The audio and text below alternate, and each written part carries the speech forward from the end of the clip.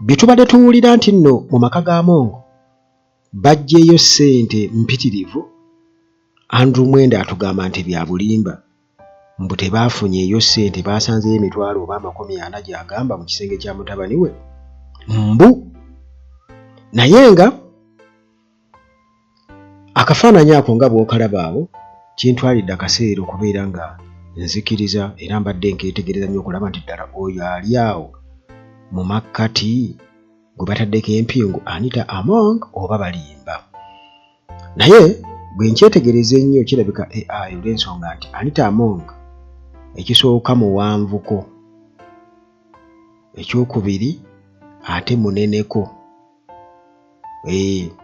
nga kiyinzuka okuba nga akafaananyi kano ka bulimba. Naye nga gwe woowulirira bino Anita Among batandise okubeera nga banoonya ssente buli wamu. Kwegamba saagala kukkiriza narrative ya Andrew Mwenda kubanga si reliable source mu mawulire wetwogerera mu nsonga ezimu, kuba yatugamba tebaasanzeyo yadde ne ssente era nga bwogenda okuwulira mu katambi kengenda okubeera nga nkuwa. Naye ate bwe batandise okubeera nga basaakinga buli wamu, kubanga kati ffe tuba tumanyi nti baasaakinze emaka gano ag'Ekigo n'ag'e Nakasero, naye nti nedda si weewo wokka, baasaakinze wangi nnyo ne mu maka ge gali amalala ag'e Bukeediya nga bwe tugenda okubeera nga tubiraba. Naye nga okusinziira ku Andrew Mwenda ono nga nsuubira okuba nga ye menta wa Muhoozi Kainerugaba kubanga alabika yamuteekamu buli kimu, kolooti yamubalira kati empiki, yagamba nti tebaasanzeyo ssente Nakasero era beewuunyizza nnyo mbu tewazaabaddewo n'Ekigo tezaabadde. Now it is on Sunday that they actually come now to search her house, to search for money and other hidden treasures. And it turns out they can't find the money, so they begin digging the tiles in her house, in her staircase. They think there is a vault under the staircase. Finally, they find only 402,000 shillings.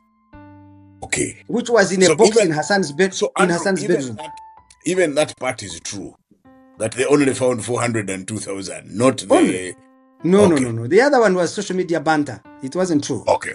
So, now, of course, everyone who knows Anita Among knows Anita Among used to keep huge tons of cash in her house. Everybody who went there walked out with $50 million, or rather with 50 million shillings or $30,000. She used to distribute a lot of cash. And the question, of course, for security is, where did this money go? Did she have such a highly sophisticated vault that she could have pressed the button and some place in the house opens? And because you come Sheng, if we search your house, maybe we may find $1 million, at least mine. You may find about 6. Maybe or you may find about 6 million or something. I have to keep some cash at home in case anything happens. I can't go to the bank and I can't use mobile money.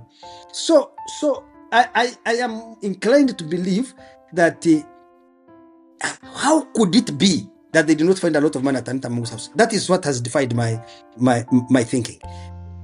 Okay. Ndowooza mwewuliriddeko.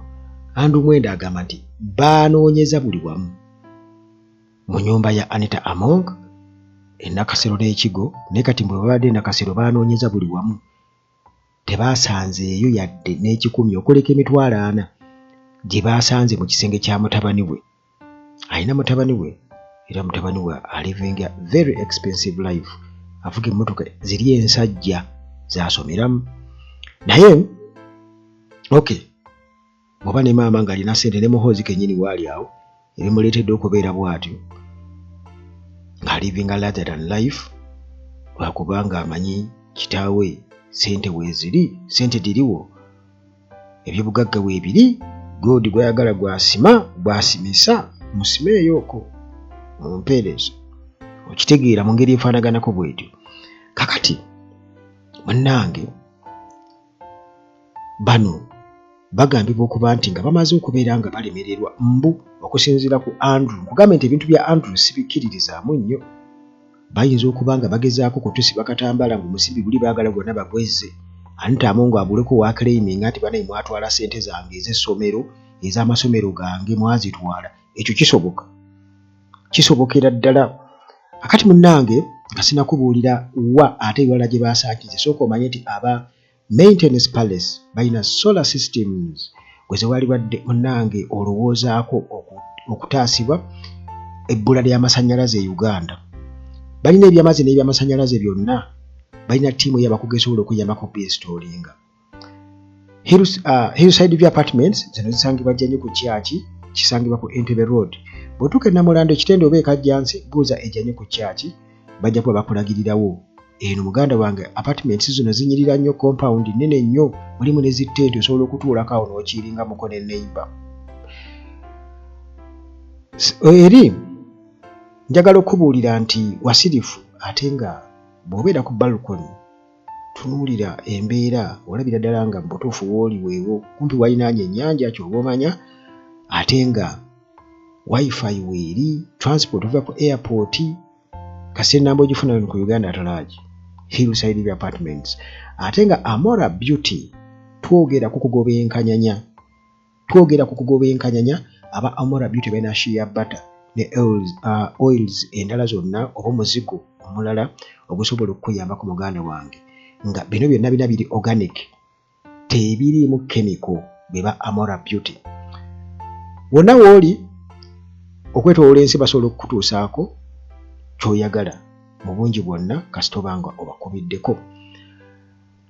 Dokita waali wano ku Uganda atalaaji temufaana birwadde, pressure sukaali yagamba si bulwadde, ate nga ne bw'oba munnange olina embeera mu nsonga za prostate, mu nsonga za endwadde z'abakyala zonna, dokita wano waali nsaba ennamba yange esembeyo 7 weeri awo osobola okukontakitinga n'enkuba ennamba ya dokita ku WhatsApp. Kakati munnange ba detectives baba batyo baransobodde okubeera nga baweedeningamuuko ku neeti yaabwe ey'okuvuba oba oli awo bye basuubira okuba nti Anita Among bwe yanyaga ebbanga lyamaze mu palamenti. Kakati munnange bagenze Bukeediya naye bagenze Wanje batuuka n'okubeera nga bagenda mu maka g'abakadde be. Kakati munnange ba detectives bano bwe batyo basazeewo okubeera nga basalako amaka ga Speaker Anita Among e Bukeediya District, era nga bano baagala okuba nti banoonya omusimbi n'ebyobugagga bye basobola okubeera nga bazuula. Naku 10 kati muganda wange ze zaakayitawo, era nga byonna munnange bye banoonya nze naawe jjukira nkugambye Andrew Mwenda tugende tebaasanzeyo ssente. Kati ate bwe bagenda e Bukeediya n'ewalala kiyinzika okuba nga kikola amakulu ku ssente ku Andrew Mwenda byayogedde.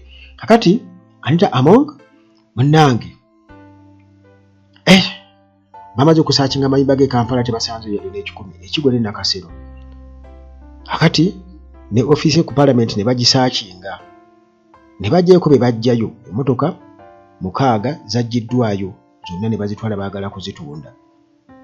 Nakugenda nti ziyinza okuba kati zikaayanirwa. Njagala kiri ekimotoka kiki njagala eri. Kakati munnange emmotoka zino kugambye ne Rolls Royce eyavuddeko obuzibu nayo baagitwala bagenda gy'okushooninga, bagenda kugitunda ku nnyondo. Kati reports ziraga nti Bukeediya gye basazeewo basaleko, era nti ennyumba eno eri expensive. Museveni yagirambulako n'ababaka bonna bagirambula, bwe yali agiggulawo bayita ne babeerayo. Kati esangibwa ku kyalo kye bayita Kamtul sub-county ndowooza Bukeediya District, era nga ba detectives bwe batyo bagamba nti basazeewo bagaziyeemuuko,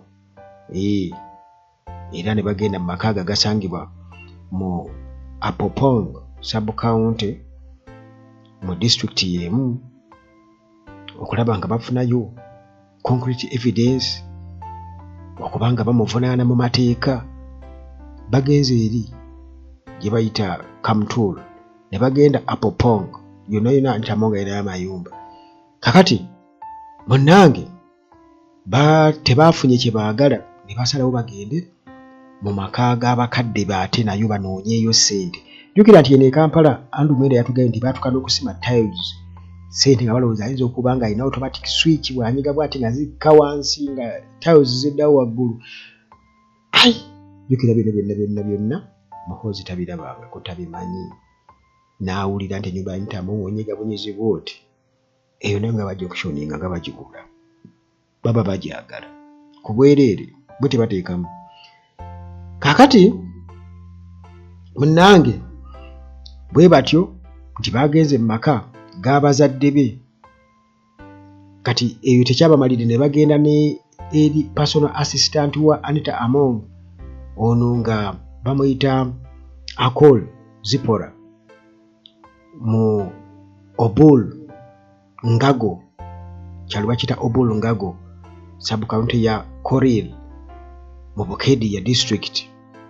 Kati tulinze okulaba kiki ddala kibazudde side zeeyo era Among ono nga abadde ow'amaanyi mu abo ab'amaanyi mu ggwanga. Among abaddemu kati muganda wange tulinze okulaba bajjeeyo ki eyo banaavayo nga kasima ebbumba oba naye nga tebaafunayo mbweno kantu konna.